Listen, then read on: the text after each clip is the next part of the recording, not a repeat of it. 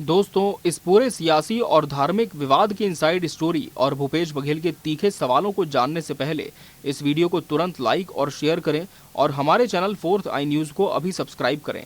इस विवाद को समझने से पहले ये जानना जरूरी है कि आखिर जगत गुरु रामभद्राचार्य कौन है। पद्म विभूषण से सम्मानित रामभद्राचार्य जी चित्रकूट स्थित तुलसी पीठ के संस्थापक हैं।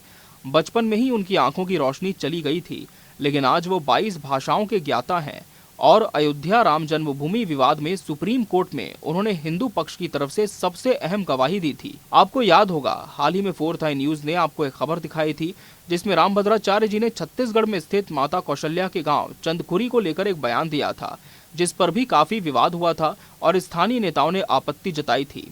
अब छत्तीसगढ़ में इस ताजा विवाद की शुरुआत तब हुई जब नेता प्रतिपक्ष चरणदास महंत ने एक बयान में कह दिया कि वो रामभद्राचार्य को जगत गुरु मानते ही नहीं है। इस पर बीजेपी और साधु संतों ने कड़ा ऐतराज जताया और खुद रामभद्राचार्य ने मंच से कांग्रेस नेताओं पर सनातन के अपमान का आरोप जड़ दिया। अब इसी बवाल के बीच पूर्व सीएम भूपेश बघेल ने एक्स पर मोर्चा खोल दिया है।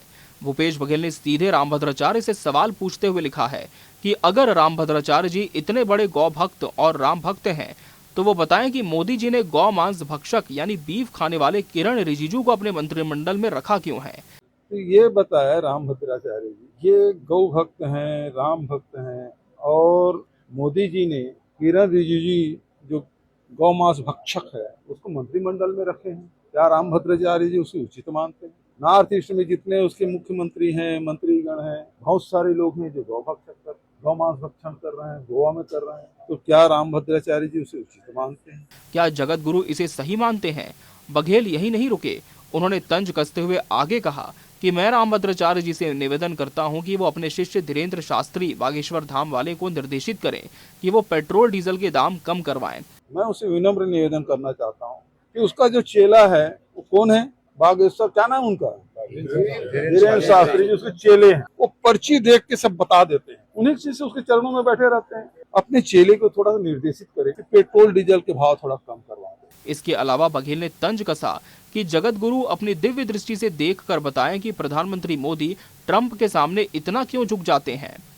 हम तो ये सवाल पूछना चाहते हैं कि भद्राचार्य जी, आप तो बड़े ज्ञानी हैं, गुणी हैं, ये मोदी जी राष्ट्रपति ट्रंप के सामने झुक क्यों जाते हैं और ये कैसी मजबूरी है? आप दिव्य दृष्टि से देख के बताइए कि मोदी जी कंप्रोमाइज क्यों हो गए। भूपेश बघेल की इस पोस्ट ने सियासी भूचाल ला दिया है। बीजेपी इसे संतों का सीधा अपमान बता रही है तो कांग्रेस इसे धर्म की आड़ में राजनीति करने वालों से पूछा गया जायज सवाल ठहरा रही है। चुनाव चाहे जो भी हो, आजकल कथावाचकों और संतों के मंचों से जिस तरह सीधे तौर पर राजनीतिक पार्टियों का प्रचार और विपक्ष पर प्रहार हो रहा है, उसने कई बड़े सवाल तो खड़े किए हैं। अगर आपको भी लगता है कि धर्म गुरुओं को राजनीति से और राजनेताओं को धर्म गुरुओं से दूरी बनाकर रखनी चाहिए तो इस वीडियो को ज़्यादा से ज़्यादा शेयर करें। तो दोस्तों, इस पूरे विवाद पर आपका क्या सोचना है? क्या आपको लगता है कि आजकल राजनीतिक पार्टियां जानबूझकर अपना प्रचार और माहौल बनवाने के लिए बड़े बड़े संतों और कथावाचकों का इस्तेमाल कर रही है? क्या ये सनातन धर्म के लिए सही है?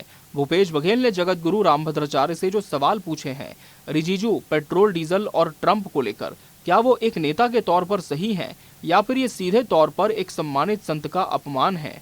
इस विवाद में आप किसके साथ हैं? अपनी बेबाक और स्पष्ट राय हमें नीचे कमेंट बॉक्स में जरूर बताएं। इस वीडियो को हर ग्रुप में जमकर शेयर करें और प्रदेश की हर तीखी और राजनीतिक खबर के लिए फोर्थ आई न्यूज को अभी सब्सक्राइब करें। नमस्कार।